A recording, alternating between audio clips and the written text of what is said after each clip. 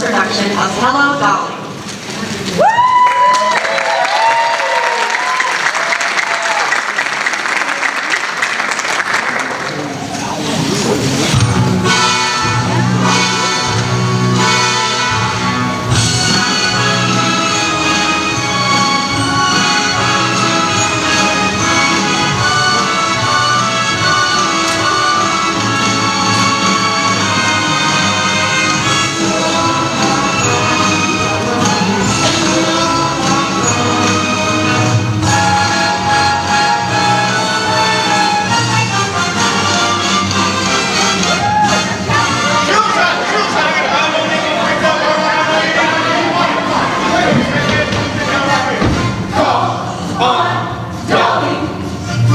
She's the one the Spitzers recommend, just name the kind of man your sister wants. It's just match him up. Don't forget to bring your maiden answer. She'll match him up. Call on Dolly.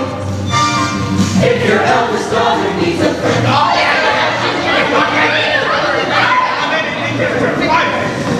just name the kind of man your sister wants. It's just match him up. Don't forget to bring your maiden answer. She'll match him up. Call on Dolly Levi. That's right, Mrs. Dolly Levi, born Gallagher. Social introductions. Ladies and gentlemen of excellent family, introduced under the most respectable conditions of elegance and refinement. Object, matrimony.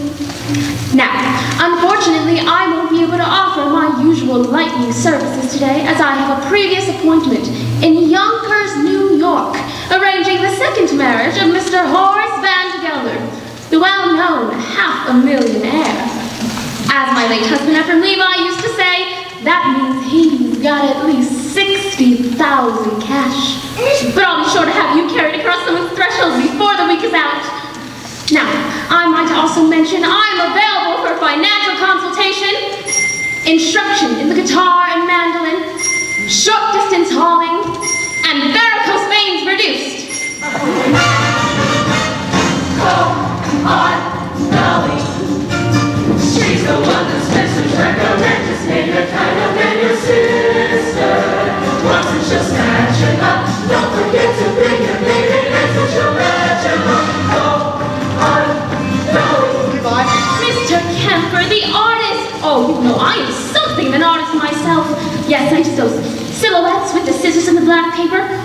Oh, look, here's one of Abraham Lincoln looking the other way. I have to do it like that because I'm no good at noses. Mrs. Levi, the train for Yonkers is in 5 minutes, and if we don't get there on But time... we will, Mr. Kemper. And not only will Horace Van Gelder give you permission to marry his niece Ermengarde, but he will also dance at your wedding. And not alone either, because I have been re-engaged in finding him a suitable second wife himself. What he really wants is someone steady to clean at the house. As my late husband Ephraim Levi used to say, marriage is a bribe to make a housekeeper think she's a householder. I know all about it, Mrs. Levi. Half of New York says he's going to propose to Mrs. Irene Malloy this very afternoon. Which is exactly why I'm on my way to Yonkers and can take on your case and knock off 4 lovebirds with 1 stone and well. Would you look at that? I have nothing here to pay my train fare with. Only large bills, 5s and 7s. I have some change in here somewhere. I just hope this isn't a wild goose chase, Mrs. Levi. Oh, and speaking of poultry, I am also available for fresh Jersey eggs, surgical corsets reboned, pierced ears, and pierced ears replugged. Just name the kind of man your sister wants. It's just match him up. Don't forget to bring your maiden answer. She'll match him up. Call on Dolly.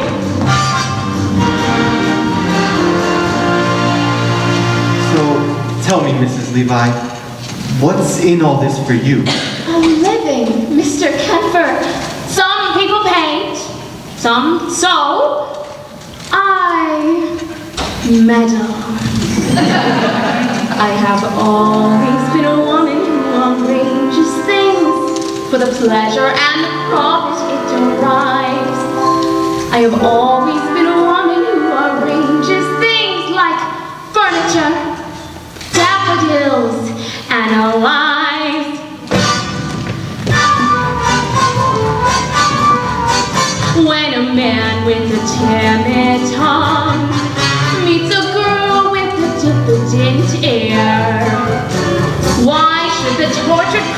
beat around the bush, but heaven knows Mother Nature always needs a little push. I put my hand in here. I put my hand in. And a girl over 6'3" loves a man who comes up to her ear. My, surely it's obvious she'll never be seduced till some kind soul condescends to give her beau a little boost. I put my hand in there. I put my hand in there.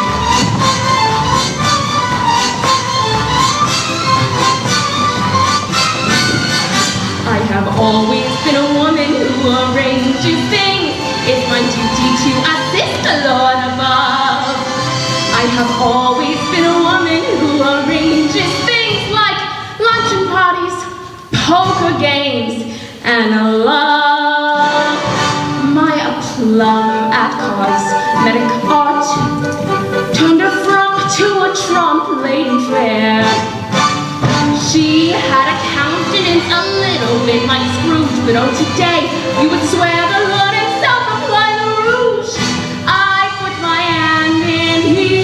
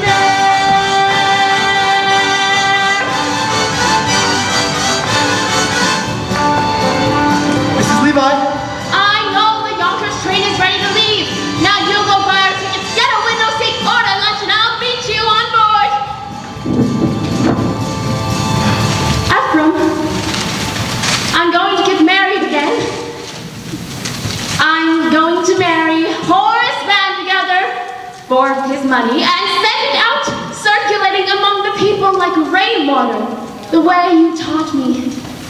And I want a sign from you sometime today that you approve. Oh, no, it won't be a marriage in the way that we had one, but I shall certainly make him happy.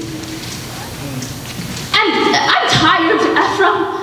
Tired of living hand to mouth, so I want that sign. Mrs. Levi. Sometime today. Now, don't you worry, Mr. Kemper. We'll make that train. We'll get to Yonkers. You'll marry Ermengarde. Just leave everything to me. For when my little pinky wiggles, some young maiden gets the giggle. Then I make my knuckles active. Martin says she's so attractive. Then I use my index digit, and they both begin to fit it. Then I clench my palm. The preacher reads a psalm and I put my hand in there.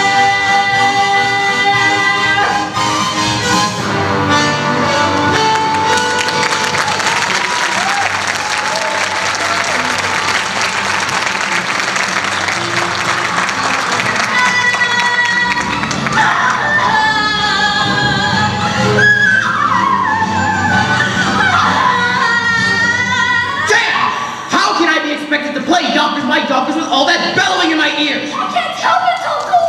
I love that Rose Kemper. And I say you're too young to be in love with anybody. Here, take this. I'm not too young. I'm 17. Another year I'll be an old maid. Well, I forbid it. Dare to be an old maid, Ermengarde, and I'll cut you off without a cent. I can't help it. I'm unhappy. Then my thunder, you'll go and weep for a while in New York where it won't be noticed. Now go upstairs and start packing your things. And don't get any tears on the lock. It was just oil.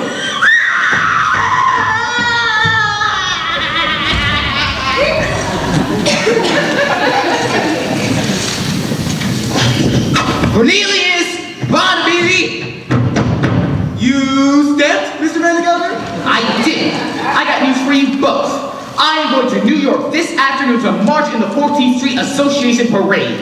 And when I come back, you're going to have a mistress. I'm too young, Mr. Vandergelder. Not yours, hell damnation, mine! I mean, I'm getting married again. And in honor of that occasion, I decided to promote you, Cornelius, to chief clerk. And where am I now, Mr. Van Gelder? You're an impertinent fool, that's what you are! And now I'm promoting you from impertinent fool to chief clerk. Any more questions? Yes. What? Does the chief clerk get an evening off a week? So that's the way you thank me for your promotion, is it? No, sir, you'll go and attend to the store as usual. Now get back to work. And don't forget to put the lid on the sheet dip. Evenings off, marrying artists, foolishness. 99% of the people in this world are fools, and the rest of us are in great danger of contamination. Why, him and I was once young, which was foolish, and got married, which was foolish, and was poor, which was more foolish than anything else. Then my wife died, which was foolish of her. I grew older, which was sensible of me, and became rich, friendless, and mean, which in Yonkers is about as far as you can go.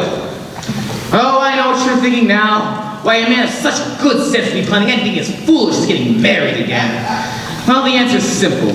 This house without a woman would be an empty shell. And pretty dirty, too. It takes a woman, all powdered and pink, to joyously clean out the drain in the sink.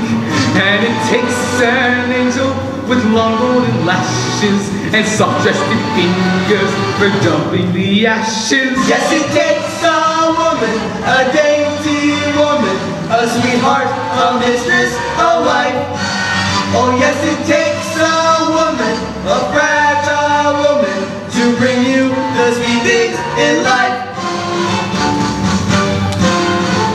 The frail young maiden who's constantly there for washing and bluing and chewing the men. And it takes a female for setting the table and weaving the guernsey and cleaning the stable. Yes, it takes a woman, a dainty woman, a sweetheart, a mistress, a wife. Oh yes, it takes a woman, a fragile woman, to bring you the sweet things in life. And so she'll work until infinity. 3 cheers for femininity.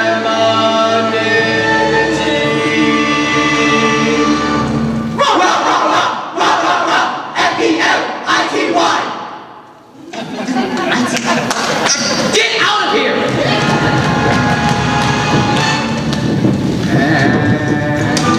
Winter she'll shovel the ice and lovingly sets out the trap for the mice. She's a joy and treasure, for practically speaking, for who can you turn when the plumbing is leaking? To that dainty woman, that fragile woman, that sweetheart, that mistress, that wife. Oh yes, it takes a woman, A husky woman, to bring you the sweet things in life. Oh yes, it takes a woman, a dainty woman, a sweetheart, a mistress, a wife. Oh yes, it takes a woman, a hostile woman, to bring you the sweet things in life.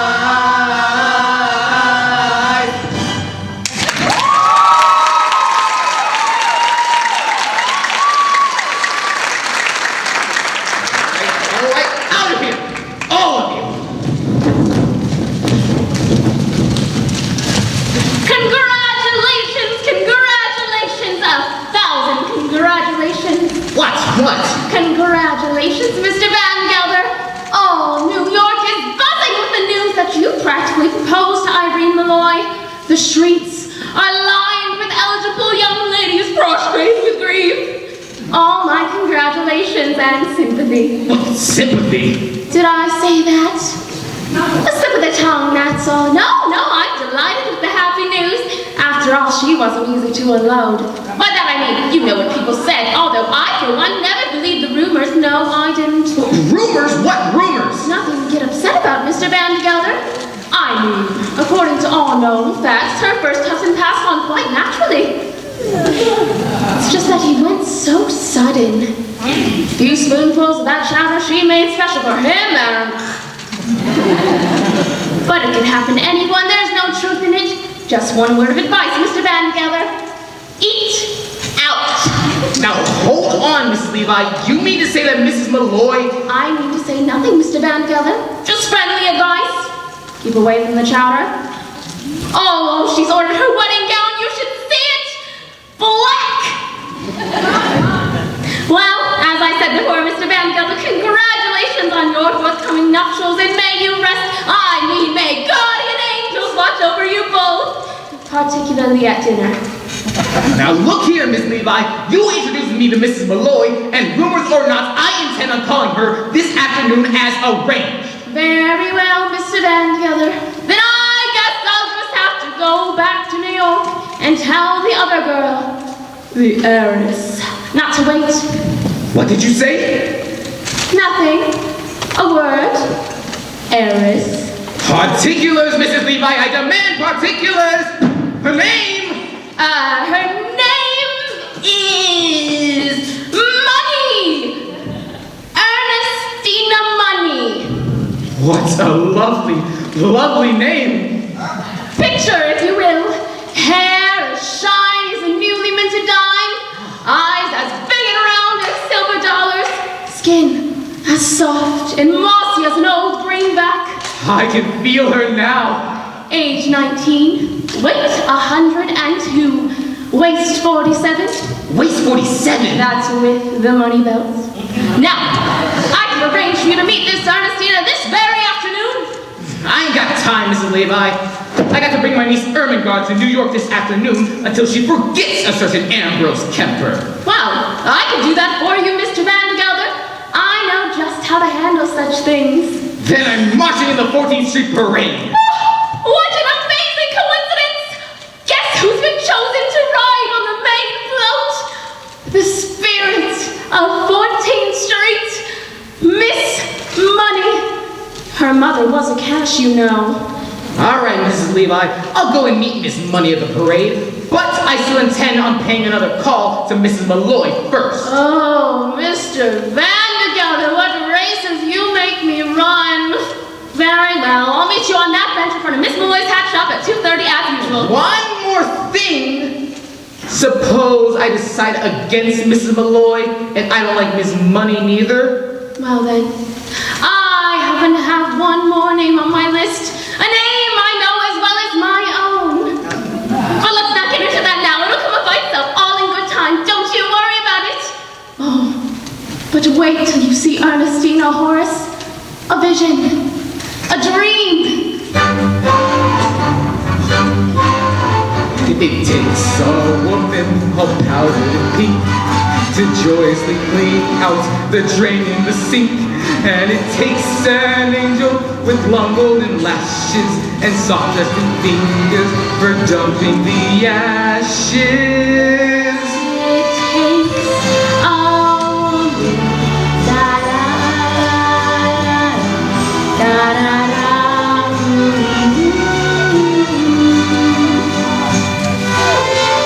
You know, Ephraim, I think we'll have that room done over in blue wallpaper. Yes, in blue. Ermengarde, Ambrose, we've got plans to make.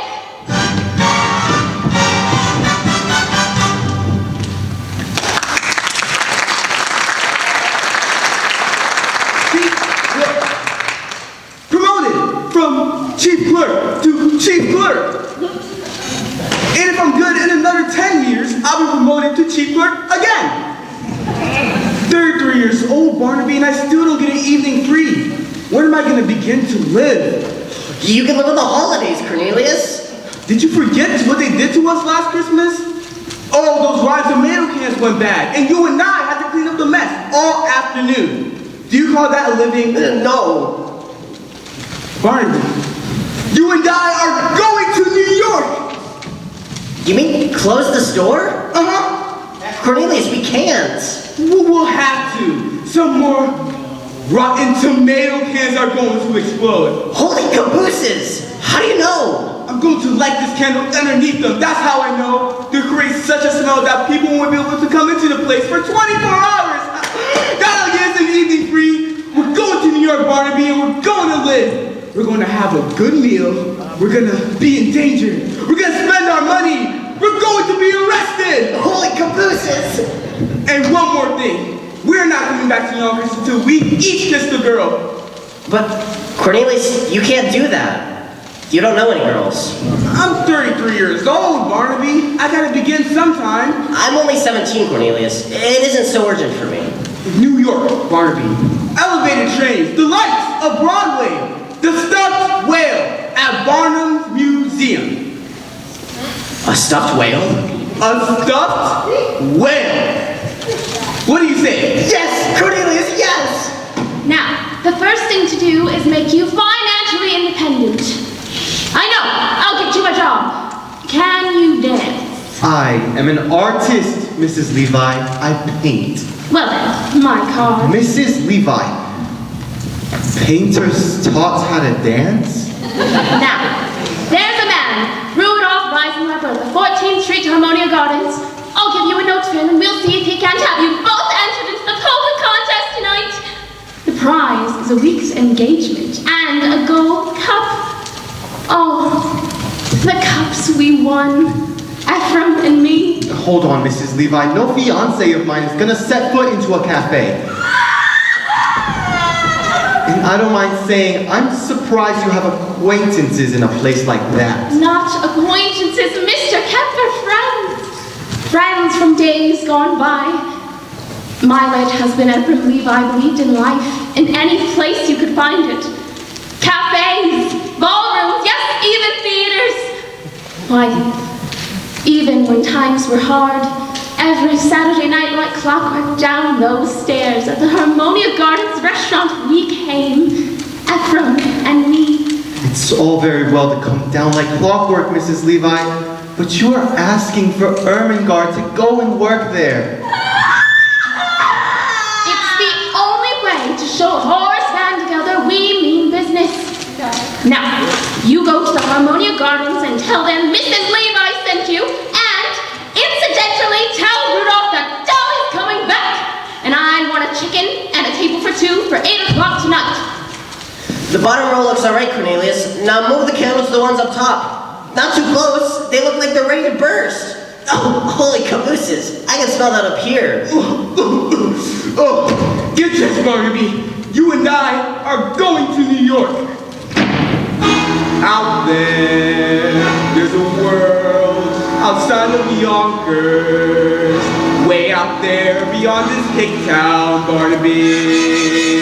There's a slick town, Barnaby.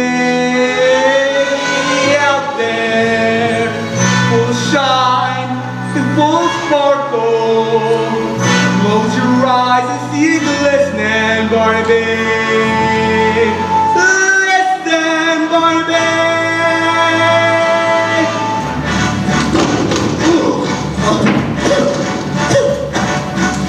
Put on your Sunday clothes, there's lots of world out there. Get out the brilliant teen and dine cigars.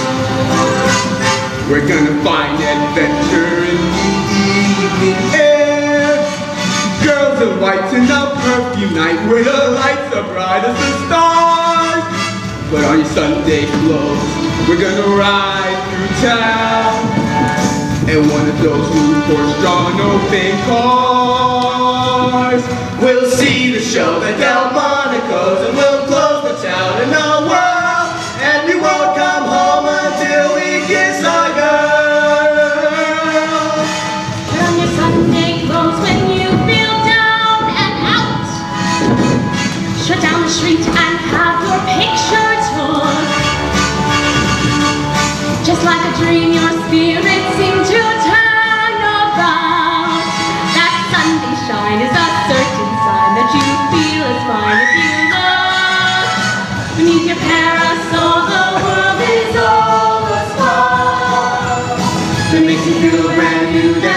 your toes. Get out your feathers, your patent leathers, your beads, your buckles and bows, for there's no Blue Monday in your Sunday clothes. New York City, Barnaby, elevated trains, the lights of Broadway. Wow! The stuffed whale at Barnum's Museum. Holy cabooses! Come on! Put on your Sunday, feel down and out. Strut down the street and have your picture shown. Just like a dream, your spirit seems to turn about.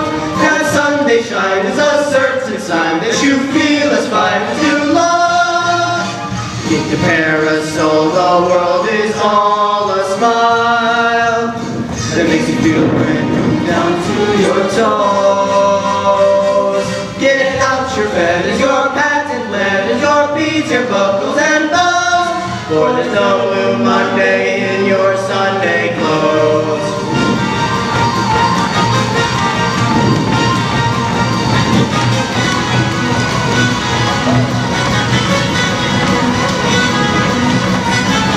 Bring the rollers, bring the world's a simple song. A love that does that makes you tilt your nose. Get out your slickers, your flannel knickers, your red suspenders and hose, for there's no Blue Monday in your Sunday clothes. Our God, stop sniveling. Don't cry, little Isis. We haven't missed the train yet, thank the Lord. Lovely, you're improving now in all 11 pieces. We're 7 minutes late. All aboard!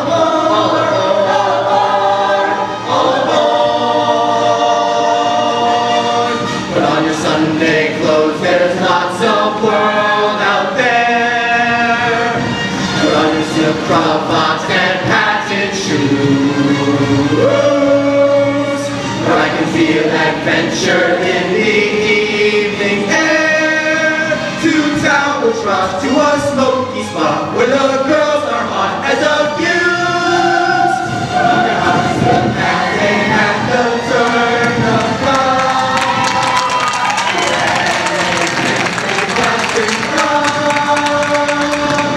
we'll join the asters as Tony Masters and miss some positive love.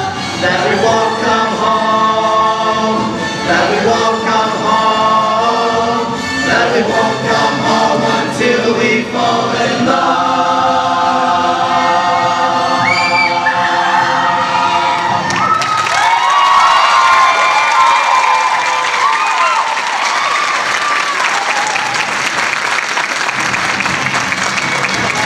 My silk hat and at the turn of calm, we'll wear a handmade gray suede button glove. We'll join the asters at Tony Masters and miss some positive love. That we won't come home, that we won't come home, that we won't come home until we fall in love.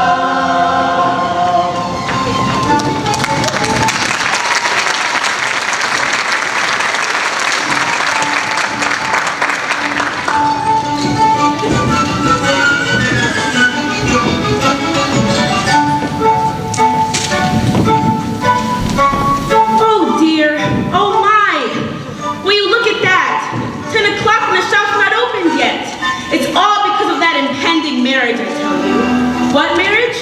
Oh, I thought you knew. Why, the marriage Mrs. Levi is arranged between Mr. Horace Vandergelder, the well-known Yonkers and half-a-millionaire, and my employer and friend, Mrs. Irene Malloy.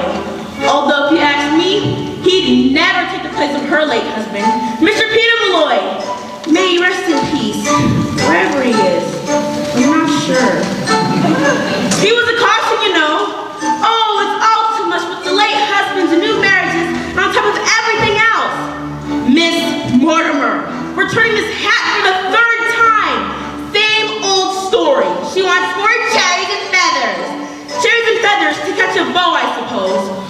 Although if you ask me, she'd be better with a nice heavy veil. I told her, ribbons down her back is what we'll be wearing this summer if we want to catch a gentleman's eye. but she'd have none of it. Cherries and feathers she wants.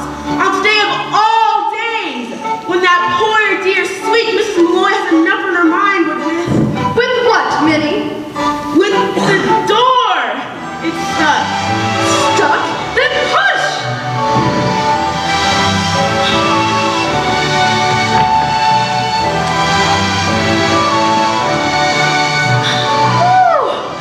As I was saying, Mrs. Malloy, I could bite out my tongue for the things I've said and the things I'm going to say, but as long as I've gone this far, I must go all the way. Mrs. Malloy, why? Why? Say it, Minnie. Why have I decided to marry Horace Vandergelder? Oh, Mrs. Malloy, I didn't ask you that. I would rather die than ask you such a personal question. But as long as you did bring it up... I'm marrying Horace Vandergelder for one reason and one reason alone, Minnie. To get out of the millinery business. I hate hats!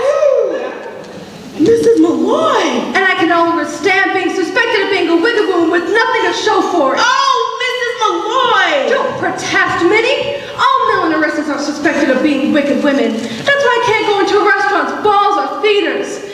Take my word for it, Minnie. Either I marry Horace Vandergelder or I break out of this place like a fire engine.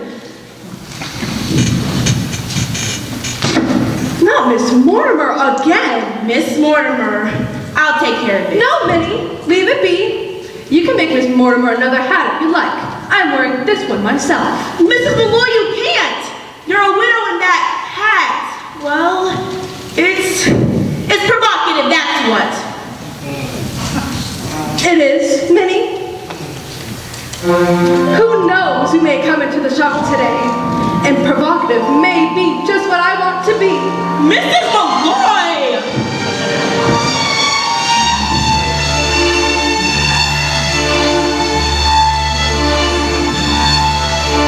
I'll be wearing ribbons down my back this summer. Blue and green and streaming in the yellow sky. So if someone special comes my way this summer, he might notice me passing by, and so I'll try to make it easier to find me in the stillness of July, because a breeze might stir and thought behind me that might happen to catch the gentleman's eye, and he might smile and take me by the hand this summer, making me recall how lovely love can be. And so I will proudly wear ribbons down my back, shining in my hair, that he might notice me.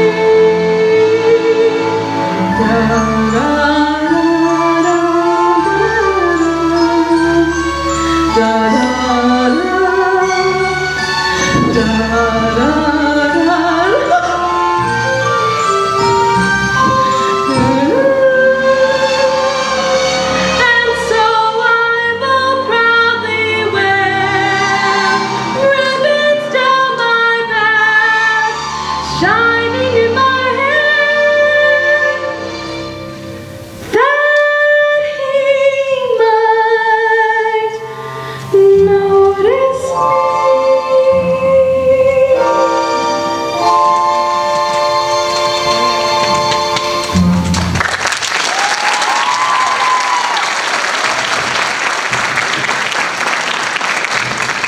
Mrs. Malloy, wild horses can make me ask this next question I'm about to ask, but I'm going to ask it anyhow. Do you love Horace Vandergelder? No, Minnie, I don't. Peter Malloy, God rest him, was my share of love, and I'm not saying I was shortchanged. Once is enough for a woman, as long as it's true love. It was that.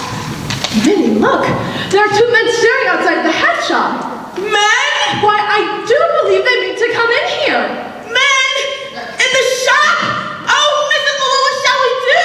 Do? Why, flirt with them, of course. I'll give you the short one. Mrs. Malloy! And do that all that talk about love. Love enough I've had, Minnie. It's a bit of adventure I could do with now. Well, heat 'em up and then drop 'em cold. It'll be good practice for married life. Now, Minnie, let's go into the workroom. I know some ways we can perk up our appearances.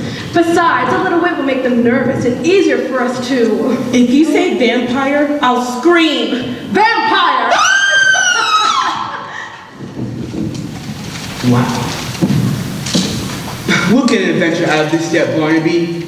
All day long, we wander around New York City and nothing happens. Then we come to the quietest street in the city, and then suddenly... Vandergelder! Is he still out there? Go look!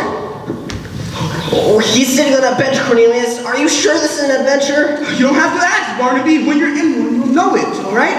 Now, how much money have you got left? Not much, Cornelius. 40 cents for the train ride back, 30 cents for dinner, and 20 cents to see the whale. 90 cents. Why? When those women come back in, we'll have to pretend to be customers. Customers! That's it! Maybe the best thing to do is to make them think we're rich. Then we won't have to spend anything. We're just two men about town looking for hats for ladies. Good afternoon, Mrs. Malloy. Here, Cornelius Hackle. Here, Barnaby Tucker. A pleasure to be meeting you, gentlemen. Now, what can I do for you? Oh, we're hats, you see, and we want to buy a lady or two to Malloy with. We want a hat! For a lady. Of course. And everyone said go to Mrs. Malloy because she's so pretty. I mean, her hats are so pretty. And so reasonable, Cornelius. As reasonable as under $1, which would leave us enough to see the whale.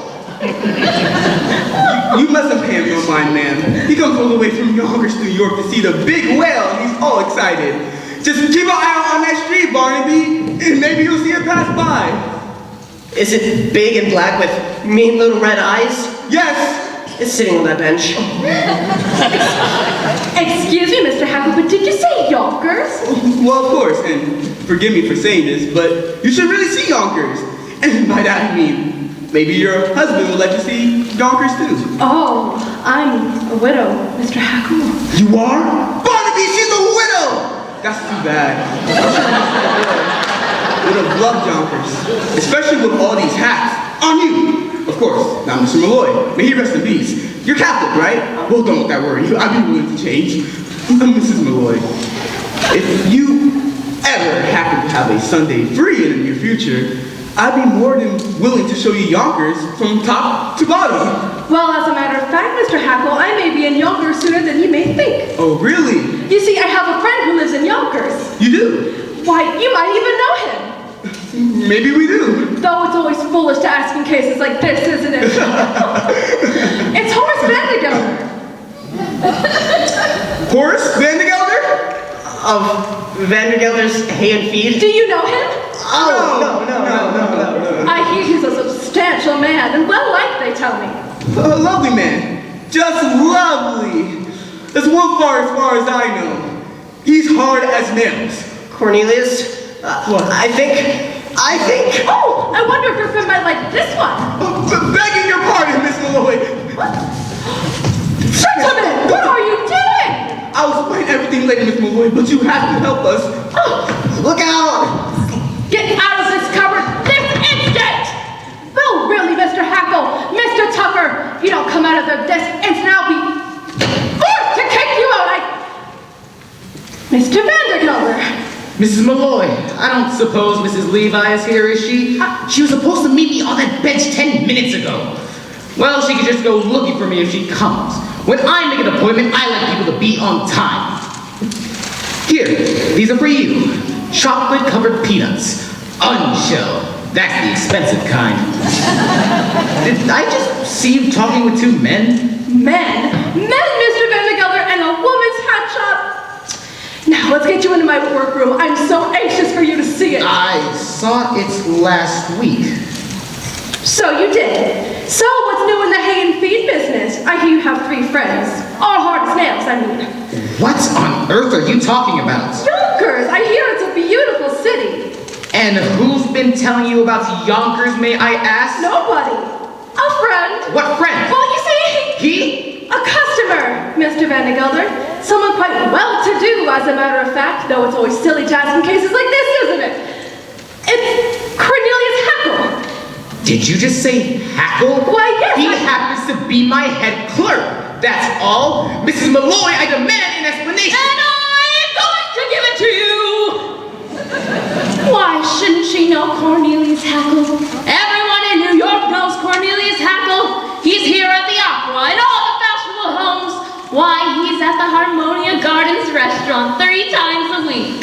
Impossible! He's only got $146.35 and I keep it in my own safe. Oh, Mr. Van de Gelder, you're killing me. He's one of the Hackles. They built the canal. What canal? The Panama. The Panama. Both. It ain't the same man. Who took the horses in a gentleman's carriage and hauled it through the streets? Cornelius Hackle. And who dressed up as a waiter at the 5th Avenue Hotel and dropped an oyster down Mrs. Astor's. Oh, I shouldn't say. But it was Cornelius. He's the playboy of New York. Now, Irene, don't deny it. I can see you were taken with him just like everybody else. Dolly, I've only ever met him once in my mind. I mean, really, Dolly, Minnie, hold your tongue. There's a man in there. Oh. Now look here, if there's a man in that closet. No, Mr. Van de Gelder, you can't. It's too dangerous. No man that hides in ladies' closets can frighten me, Mrs. Levi. Now stand aside. Oh, no man indeed. I'm sure you'd make short work of any man. Those muscles. I can see them now, rippling back and forth beneath your coat. Ripple, ripple, ripple. Now, Mrs. Levi. Ripple, ripple, ripple. For the last time, Mrs. Levi, will you stand aside? Stand indeed, Mr. Van de Gelder.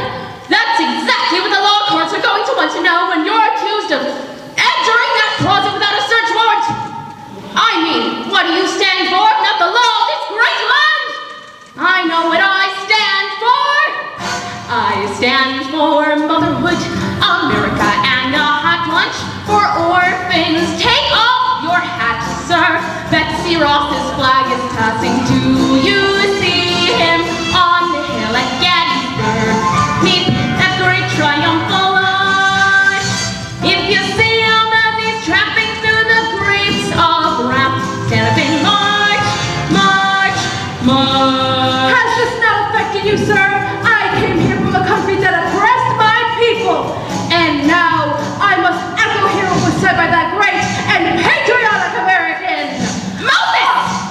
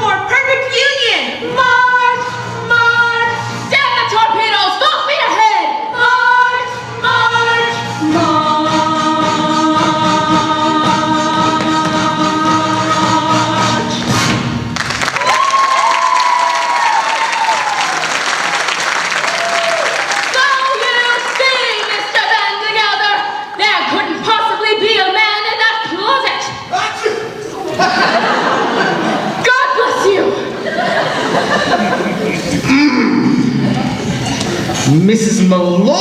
All right, Mr. Vandergelder, there is a man in that cupboard. Aha! And another under this table. What the devil? However, there is a very simple explanation for all this. For the present, good afternoon. Good Lord, the whole room is crawling with men. I'll never get over it. I take it I'll see you later this afternoon, Mr. Vandergelder. You certainly will, Mrs. Levi, with a certain young lady on the main float at the end of the parade. Good day, Mrs. Malloy.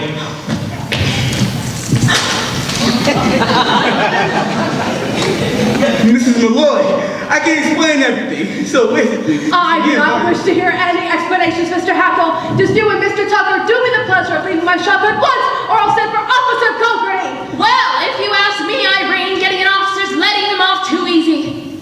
The law courts, that's where they belong. I've been adding up the legal offenses these two have committed, and believe me, you've got grounds for a non-compos mentis and a garnishee.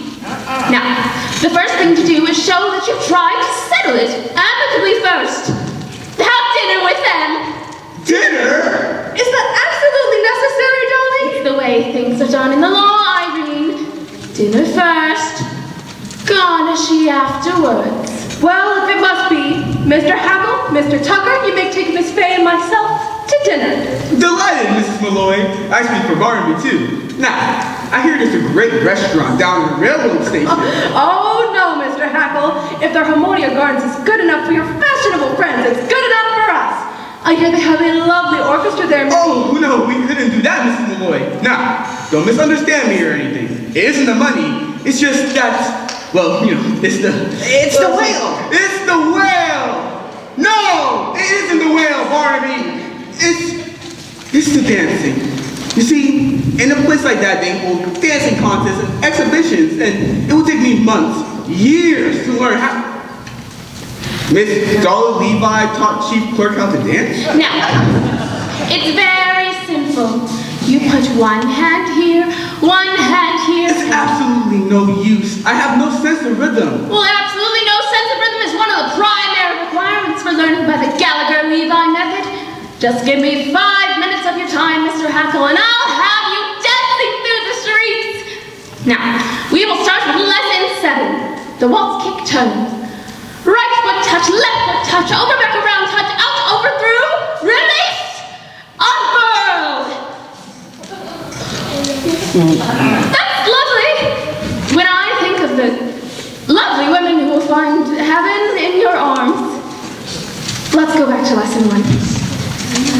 Put your hand on her waist and stand with her right in your left hand, and 1, 2, 3, 1, 2, 3, 1, 2, 3. 1, 2, 3, 1, 2. Wow! I'm dancing! At least, I was. Of course you were, Mr. Hackle. Take the someone whose arms you're in. Hold on to her tight and spin. And 1, 2, 3, 1, 2, 3, 1, 2, 3. Wow! I'm dancing!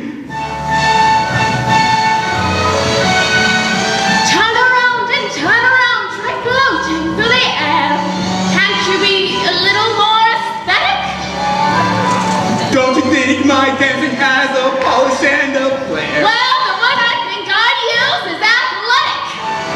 Well, my heart is about to burst. My head is about to pop. And now that I'm dancing, who cares if I ever stop? Hi, Cornelius Hackle, sports and dancing. You're next, Mr. Tucker. Glide and step, and then step, and glide. And everyone, stand aside!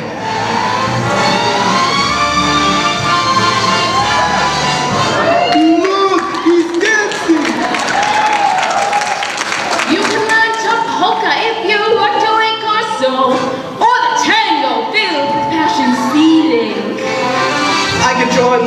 chorus of the Castle Garden show.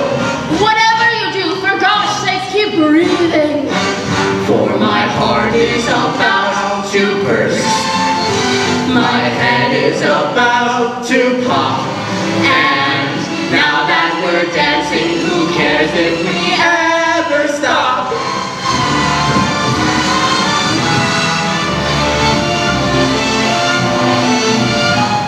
When there's someone you hardly know and wish you were closer to, remember that he can be near to you while you're dancing.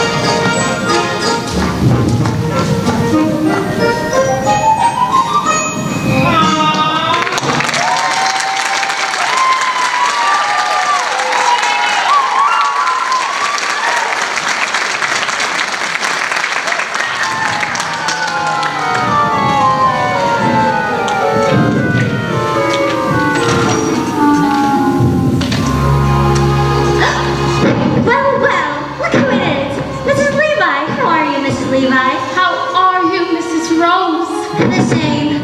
Pains in my back, aches in my side, stabs in my liver. I'm fine. My daughter Betty just got married, you know. Oh, did she? A year ago in September. It's been a long time since you lived here, Mrs. Levi. Such a long, long time. Ephraim, let me go. It's been long enough, Ephraim. For all these years, I've put out the catch, I've locked the door, I've made myself a little room toddy. And before I went to bed, I said a prayer, thanking God that I was independent, that my life was mixed up with no one else's. Then one night, an oak leaf fell out of my Bible. I placed it there when you asked me to marry you, Ephraim.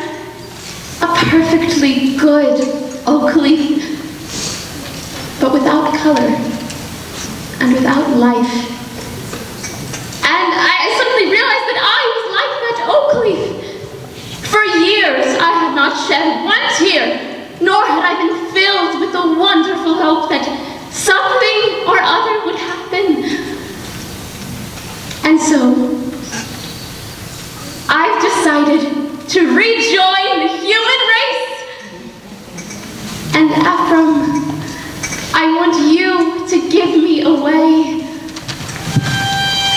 before the parade passes by. I'm gonna get in step while there's still time before the parade passes by.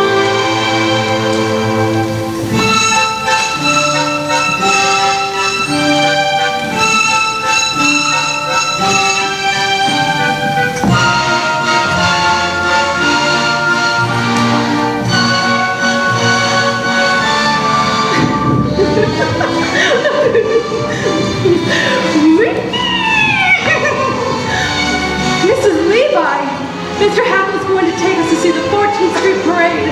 Everyone will be marching. Why, Irene, you're crying. Oh, Dolly, the world is full of wonderful things. Come with us, Dolly. I will, Irene. I will. Before the parade passes by, I'm gonna go and taste Saturday's high life. Before the parade passes by, I'm gonna get some life back into my life. I'm ready to move out in front. I've had enough of just passing by life. With the rest of them, with the best of them, I can hold my head up high. For I gotta go again, I gotta drive again. I'm gonna feel my heart coming alive again before the parade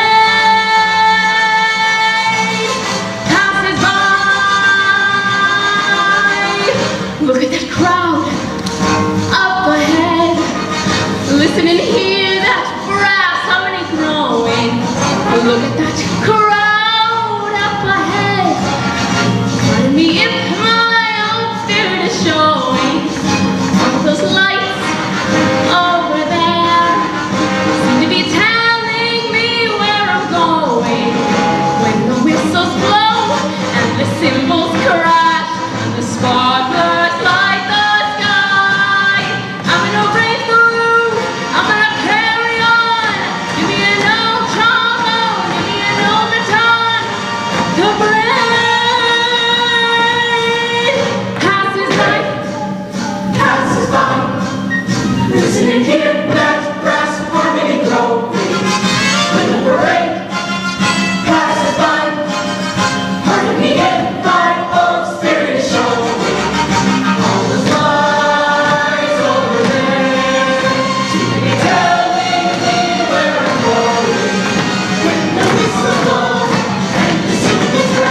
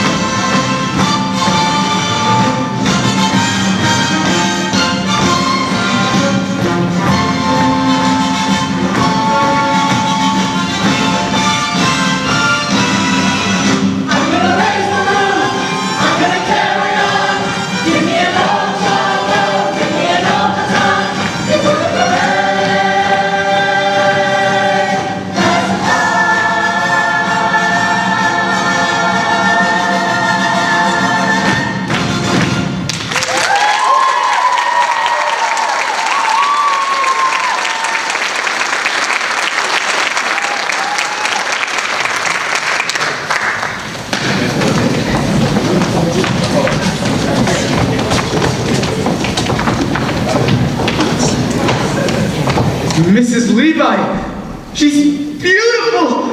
Everything you said and more. Don't move, Miss Money. I'm coming. I'm on my way. Hey, you cut that out. That's my fiance. Put that back, you. I paid for that woman and I want all the parts. Miss Money, what have they done to you? Mrs. Levi, what is the meaning of this? Nothing to get upset about, Horace. Just a last-minute substitution. Miss Money had a sudden urgent business appointment at the Mint. They were running low on money and she was helping out, but she will meet you at the Harmonia Gardens tonight at 8. That's the most expensive restaurant in the city. Oh, and well, it should be. What food and the fastest waiters in all New York. Oh, by the way, I might be a little late, but she will meet you out front. Oh, and wait till you see her, Horace. All in buttercup yellow and baby pink shoes, and humming an old-fashioned tune, Sweet Rosie O'Grady. You couldn't miss her if you tried. All right, I'll go, but only because I already paid for the introduction and might as well get my money's worth. But from now on, you are hereby discharged as my marriage broker.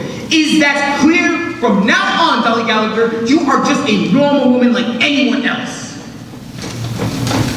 Where are you taking her? What is going on? Ephraim, he's as good as mine! I'm gonna raise the roof. I'm gonna carry on. Give me an old trombone. Give me an old baton. Before the parade passes by.